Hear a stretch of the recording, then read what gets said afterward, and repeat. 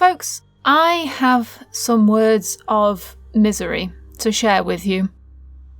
I know it's hard to believe, but sometimes, just sometimes, people outside of the UK tend to forget that there are countries other than England within the United Kingdom. I know it's hard to believe, but bear with me. Just up the road from Llanfair to Pwllgwyngyll go get a Quindrobwll, Llantysilio go. Sarcasm aside, it's nice to see a game set in my birth country, or any piece of media, really. Wales, on the whole, is often sidelined or forgotten entirely when it comes to film, television and video games, and in part that's just a natural part of England, particularly London, being a much more marketable and recognisable place. People know London, it's the most populous city in the UK, and its local airport is one of the busiest in the world, with tourism driven into the city from all corners of the earth and then some.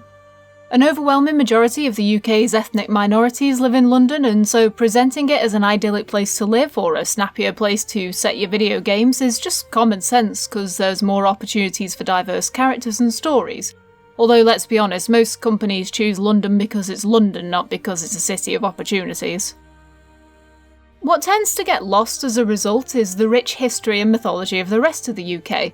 I suspect largely because, like most countries, our own history is taught above anything else in the UK, obviously, whereas other places need to rely on exported media to understand that culture for themselves.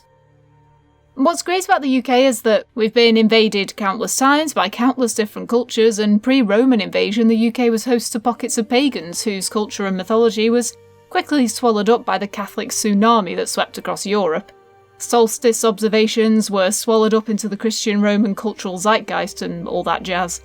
And as a result of this, along with Vikings bringing Nordic mythology in the 8th century, the Danish and Norman invasions of the mid-11th century, which as a side note was the point at which Wales was also invaded and suckered into the budding Great Britain of the time, there's a lot of stories hidden amongst all that faff that have been absorbed into the UK's baffling and crazy culture, and it's a shame that they're not explored more often. I'm talking about all this because, sadly, the history and mythology that the game Maid of Sker is based on is considerably more interesting than the game Maid of Sker itself, which is a huge shame because the tale is fascinating. The Sker Hotel, or the Sker House in which the huge majority of the game occurs, is a real building, although the actual story on which the game is based owes itself more to a novel of the same name by Victorian-era author R.D. Blackmore. Sker House, formerly home to a 1,000-year-old order of monks, was built around 900 years ago, although it was also rebuilt back in the 16th century, so what stands now is more of a Ship of Theseus replica than anything original. The character of Elizabeth Williams, whom your player character heads to Sker to rescue, was a real person insofar as legends can be considered real, and it's said that her father locked her away in the house to prevent her from absconding with her lover. Thomas Evans, the player character, doesn't appear to have been a real person. In the game, he is Elizabeth's lover and one of 4 composers whose works are vital to breaking the curse that surrounds the Sker House. I'm not going to go too much into the story because, to be frank, it's the best thing about the game beyond its general look and feel. Most of the issues with Maid of Sker come down to its mechanics and misuse of what is a great setting and environment. It makes great use of the Unity engine, looks fantastic and runs pretty smoothly other than the occasional hitching issue. That said, although there were no glitches per se, I did come across this fascinating chasm of doom on at least 3 occasions. Last time I saw this was in Fallout 76. The all-consuming void indeed. Otherwise though, the game looks excellent with great use of lighting to accentuate the strong Victorian visual aesthetic. Since the majority of the game takes place indoors, the use of moon and candlelight is utilised effectively to pick out the small details in the environment. The game does have a similar look and feel to Resident Evil 7, but that's primarily by virtue of being set inside one large winding house. It's clear that inspiration was taken from the design of Resident Evil 1 and 7, with the way that various parts of the house loop back on one another. Bizarre, often out-of-place aspects that seem to have been added out of the blue, giving it an arresting and uncomfortable aesthetic. That said, unlike the original Resident Evil, it does have less of a flow to it, since most of the game is pretty linear, and whilst there are a few keys to collect and puzzles to solve, you won't need to learn the layout of the building. For the most part, you'll be on one specific floor at any one time, moving on to the next floor once you're done with where you are. Due to this, the game is fairly straightforward, which isn't a bad thing in and of itself, but it does feel like a wasted potential.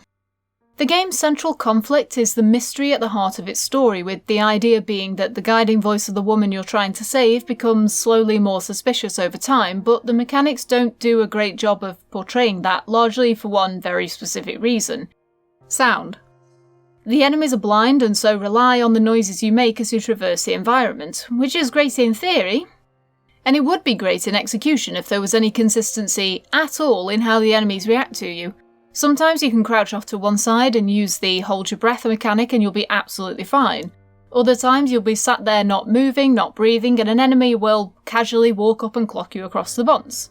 It's incredibly jarring when there's no indication at all that you've been had, and instead you're just waiting for the slowly wandering man to stop walking towards you, except he doesn't.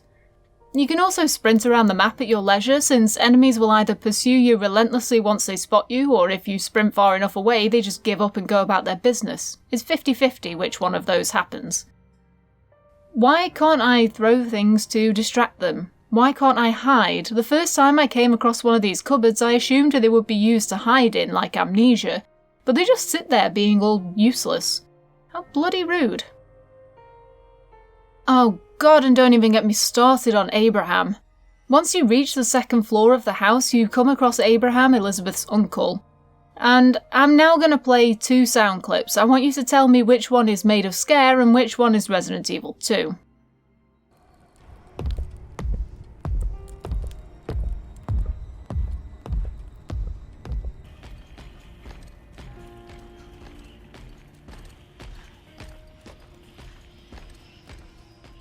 Exactly.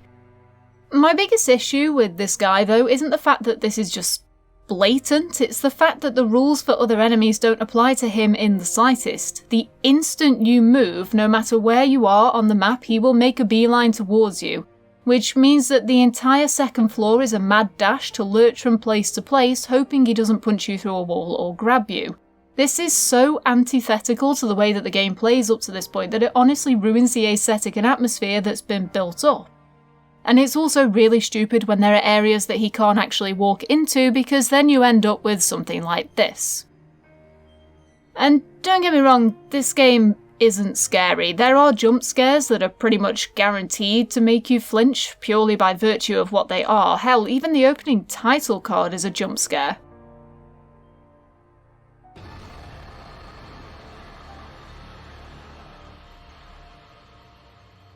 Was that really necessary?